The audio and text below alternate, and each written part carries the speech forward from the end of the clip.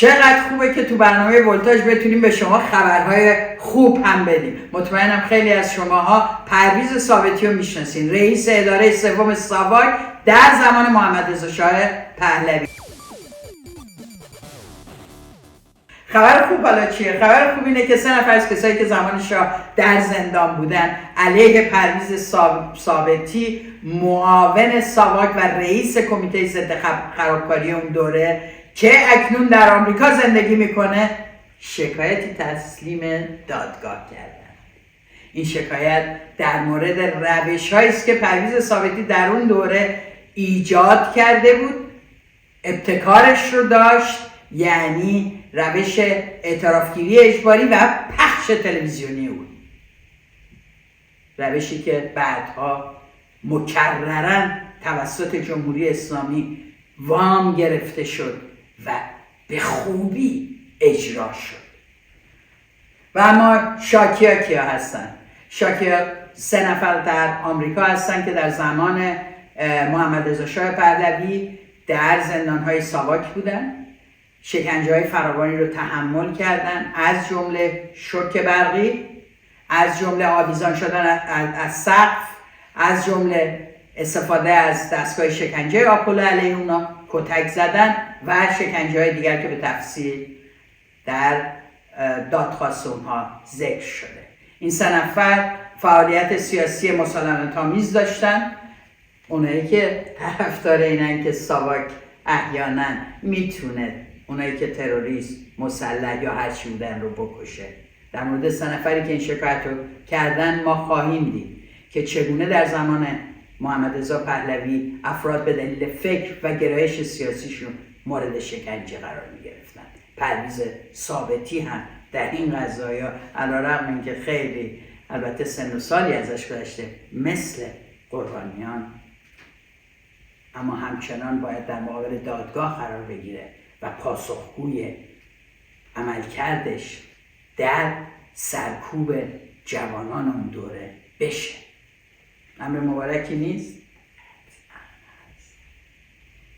این 3 نفر که نخواستن نامشون فاش بشه در دوره دستگیریشون دانشجو، هنرمند و دانش آموز بودن.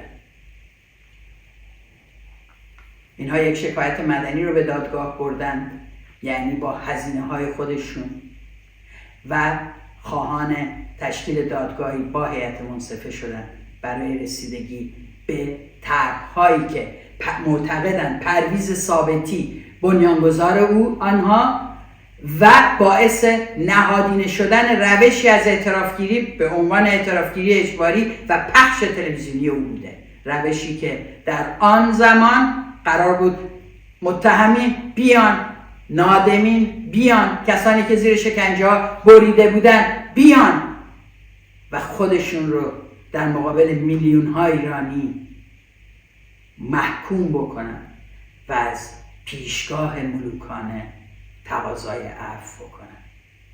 شما بسیاریتون این صحنه ها رو ندیدید. شما درد بسیاری از آدم هایی رو که جلوی این دوربین ها در اون دوره حاضر شدند رو بعدها ندیدید که چقدر شرمگین بودن به این عمل. ولی بسیاری از شما این نوع اعترافگیری اجباری رو و پخش تلویزیونیش رو در مثلا برنامه‌های مثل 2030 دیدید. آخرین نمونه اون سپیده رشنو است یا یکی از آخرین نمونه‌هاش. این روش بنیانگذارش پرویز ثابتی است و در این دادگاه به تمام این اسناد رسیدگی خواهد شد. اما میدونی جالبش برای من چیه؟ چرا این خبر خوبیه؟ برای اینکه پرویز ثابتی تو همون برنامه 5 قسمتی یه جایش میگه شاه به ما میگفت وقتی میرین در مذاکرات خارجی تا وارد اتاق مذاکره میشین در بیارین بذارین رو میز، از زبون خودش بشنوین ببینین راهنمودشون برای شیوه حضور در مذاکرات خارجی چیه. شده که ایشون موقعی که ما میرفتیم مأموریت کشورهای دیگه مثل آمریکا و انگلیس و اینا به ما میگفته که میرین توی این کشورها با که رسیدین اول خواهیتون رو بذارین رو میز بعد حرف بزنین، یعنی محکم با این حرف بزنین، اول خواهیتون رو بذارین رو میز. اینم روش مذاکره آقایون با دولت‌های خارجی. نمیدونم حالا چجوری اونشون رو در می‌آوردن میذاشتن رو میز، ولی برای اون کسایی که اون عضو براشون خیلی اهمیت داره و احیانا فکر می‌کنن کسی اون رو نداشته باشه هیچ کاری از دستش بر نمیاد، این سوال برای من پیش اومد که واقعا یعنی برای جاهای مهم و مذاکرات و معاملات مهم اینا اونو در می‌آوردن میذاشتن رو میز، آیا دادگاه اونقدر مهم هست که آقای پرویز ثابتی یهو به فکرش برسه که در بیاره و بذاره رو میز؟ دیدنی هستید شما، بزدلایی که وقتی پشتشون به قدرت بنده هر کاری میکنن و بعد 41 سال قایم میشن تا از عدالت فرار کنن. امروز روزی است که نشون میده اشتباه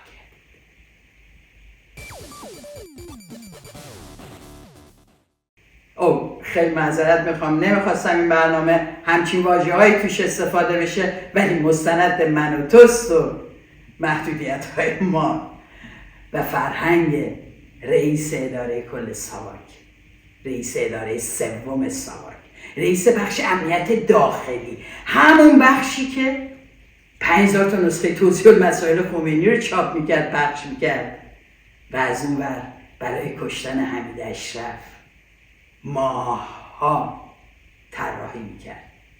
حمید اشرف از رهبران سازمان چریک‌های فدایی خلق بود که در سال 55 با یک حمله بسیار قدرتمند از سوی ساواک در خونش در تهران مهرآباد جنوبی کشته شد. در همون سالها آقایون داشتن مراقبت میکردن که احیانا به رفسنجانی، به کنی، به رجایی و به دیگران در زندانها احیانا زیاد بد نگذره. پرویز ثابتی علیرغم اینکه خیلی ها دنبال این بودن که بدونن کجاست، چه میکنه و احیانا قصدهایی هم داشتن برای اینکه اجازه ندن جنایتکاران به راحتی به زندگیشون ادامه بدن و بعداً به مرگ طبیعی بمیرن و احیانا کسایی هم باشن که براشون بزرگداشت بگیرن، دنبالش بودن، میگشتن ببینن پرویز ثابتی کجاست. غافل از اینکه پرویز ثابتی مخفیانه در آمریکا زندگی میکنه، در هیچ جایی علنی نمیشه. یک دفعه اما پرویز ثابتی هم مثل خیلی دیگه امرش مشتبه شد که دولت در تبعید آقای رضا پهلوی داره میره بگیره و ایشون از امنیت برخورداره و در تظاهرات اعتراضی دوران زندگی آزادی ایشون سرکله‌اش پیدا شد. چه کار خوبی کردی آقای ثابتی، سرکله‌ات پیدا شد. حیف بود، واقعا حیف بود. میبینی مثلا رئیسی سقوط کرد، همه گفتن خیلی خوب شد مرد، اما میدونین چقدر خانواده ها محروم شدن از این که حقیقت جنایات من در مورد فرزندان و عزیزانشون رو بشنون. خیلی حیف بود که شما به مرگ طبیعی جانت رو از دست میدادی و قربانیان دوره قدرت و اقتدار کریه شما فرصت پیدا نمی‌کردن که شما رو به جلوی میز عدالت بکشونن. چقدر خوب که من و تو اومدیم و به ما نشون دادیم داریم دروغ میگیم و دارین از کسی که دست داشته در سرکوب و شکنجه، کسانی که میگن حقوق بشر براشون مهمه، کنوانسیون شکنجه هم قبول دارن یا میذارن هوادارشون ما رو تهدید بکنن. اینا مهمه. دوستان عزیز، اتفاقی که در مورد پرویز ثابتی خواهد افتاد و من امیدوارم زنده بمونه و در مقابل این دادگاه پاسخگو بشه، دادگاهی صالحه در آمریکا با حضور هیئت منصفه. حق گرفتن وکیل هم داره. گوش بدیم ببینیم چه خواهد گفت؟ آیا مثل حرفایی که تو تلویزیون من و تو زد میخواد بی سند همینجور قهرمان سازی کنه، یا مجبوره هی بگه فرمان ملوکانه بود، من نقشی در این تصمیم نداشتم؟ این حرفها در 3 سال گذشته به ویژه پس از جنبش ژینا بسیار گفته شده. عده زیادی اومدن فراخوان دادن، مستند تهیه کردن از جنایت ساواک. پاسخ سلطنت طلبان به اون چه بود؟ پاسخ طرفداران آقای رضا پهلوی که از حقوق بشر دفاع میکنه و میگه رکن اساسی است که ما ازش کوتاه نمیایم و قابل معامله نیست. پاسخشون چی بود؟ هشتگ احیای ساواک زدن.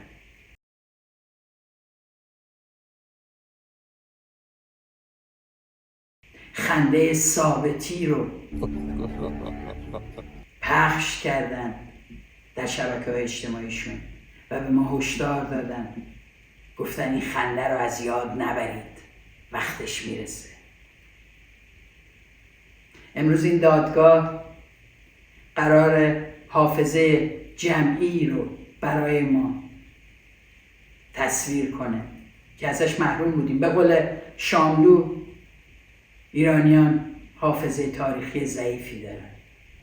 اگر بسیاری فراموش کردن، ندارن بسیاری تحت فشار، اگر بسیاری به دلیل استیصال سیاسی پشیمان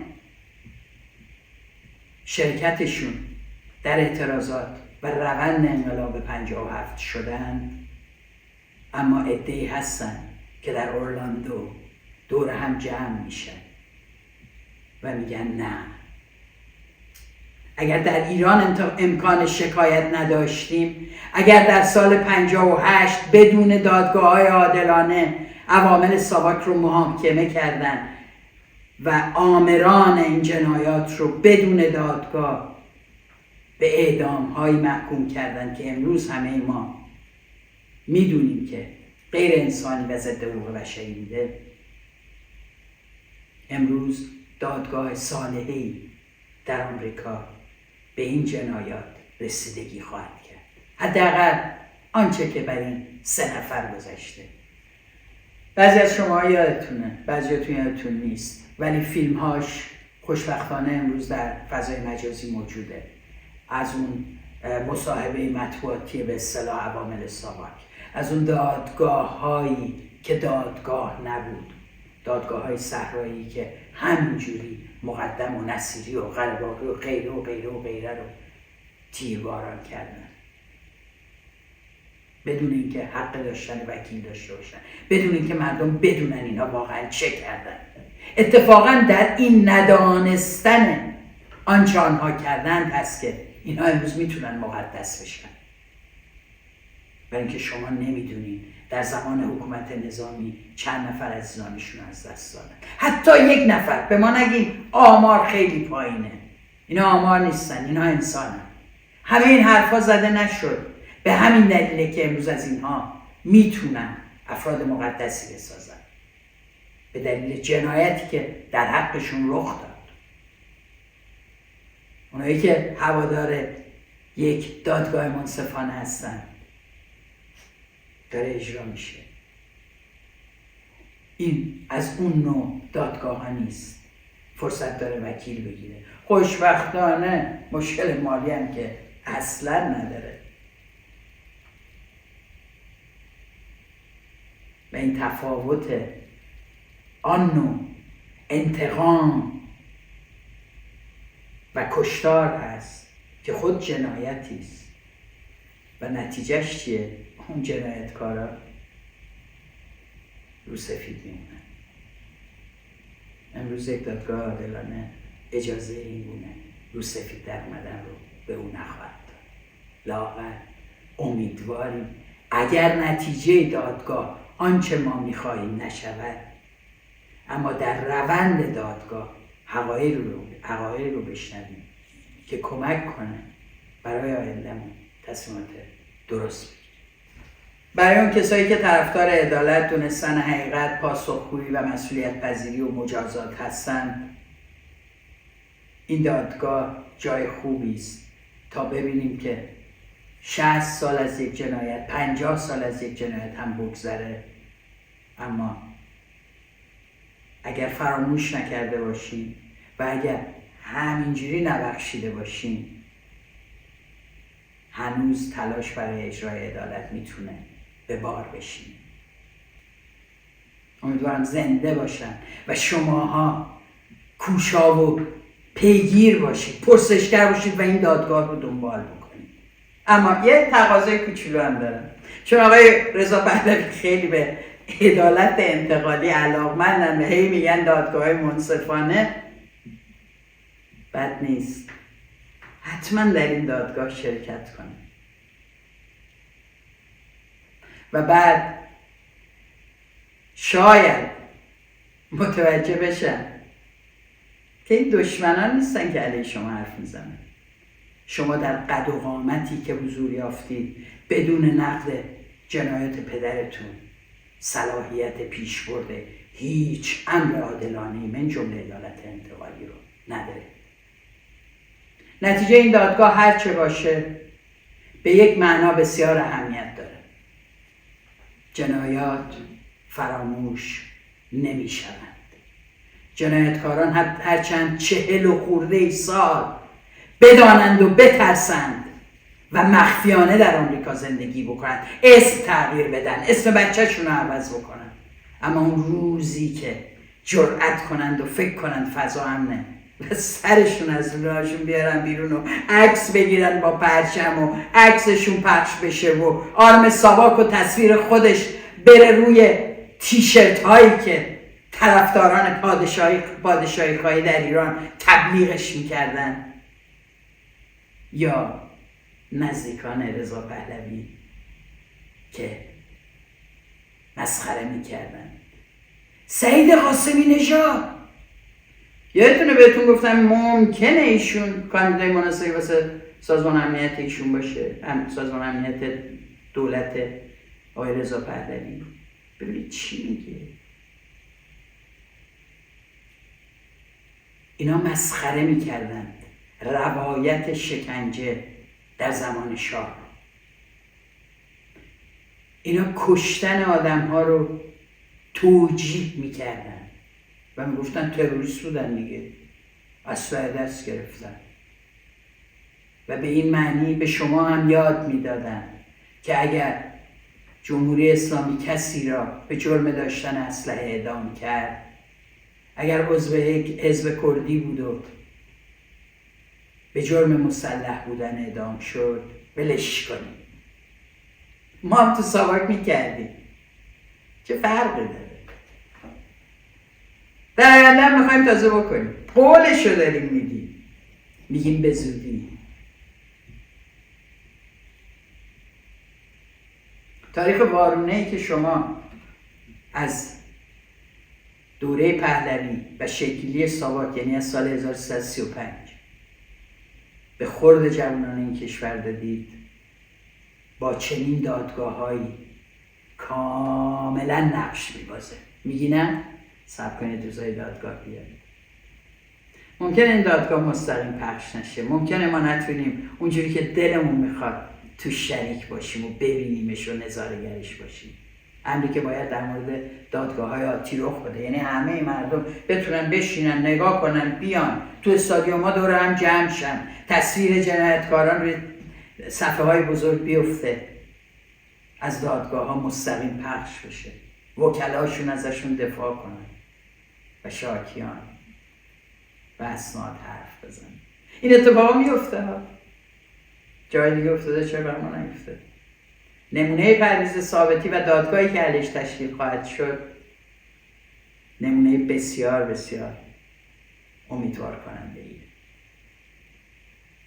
میدونید که چند وقت پیش 200 نفر از زندانیان سیاسی زمان شاه نامه‌ای رو تنظیم کردن و برای صلیب سرخ فرستادن. اینا کسایی بودن که در لیست صلیب سرخ زمانی که بازدید کرده بود از زندان‌ها اسمشون ثبت شده.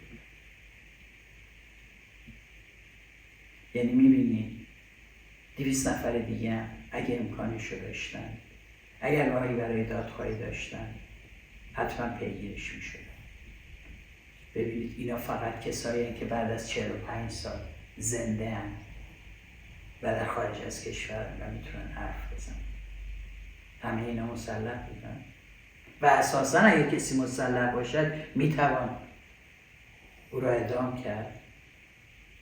اینا سوالی که طرفداران آقای رضا پهلوی در تلویزیون من و تو لطفاً باید بدن. تلویزیون من و تو هم باید قول بده، چون از حقیقت دفاع میکنه، اخبار این دادگاه رو بدون سانسور در اختیار جوانان ایران بذاره تا امتحان کنیم ببینیم واقعا چقدر طرفدار حقیقتی. آزمایش خوبیه نه؟ خیلی اتفاق مهمی بود. میشه از کنارش نه تنها چندین آزمایش خوب در بود، بلکه متوجه شد که چرا این 3 نفر نخواستن نامشون فاش شه.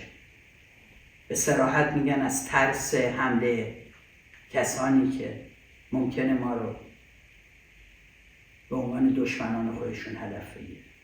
احتمالاً من حدس میزنم امثال مهدی حاجتی رو میگن که این چیزا رو مینویسه توی فضای مجازی.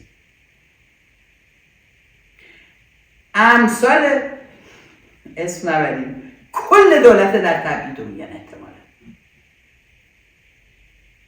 اون کسایی رو میگن که توی خیابون ها شعار مرگ بر سفاسه ملا چپی مجاهد میدن. احتمالا اون کسایی رو میگن که اینا رو استوری میکنن، همون کسایی رو میگن که اینا رو پست میکنن، همون کسایی رو میگن که تو خیابون ها آدم ها رو میزنن. این دادگاه برای بسیاری از ما درس های زیادی خواهد داشت. من بسیار امیدوارم که این دادگاه گزارش های مفصلی بگیره، زودتر اصلا تشکیل بشه. یادتونه یکی از دیدارهای آقای رضا پهلوی در اسرائیل برای اینکه دقیق بخونم با مشاور امنیت ملی اسرائیل و وزیر اطلاعاتش بود. پست هایی که هوادارش زدن چی بود؟ این دیدار میتواند راهسازی بسیار مهم در راستای احیای ساواک باشد.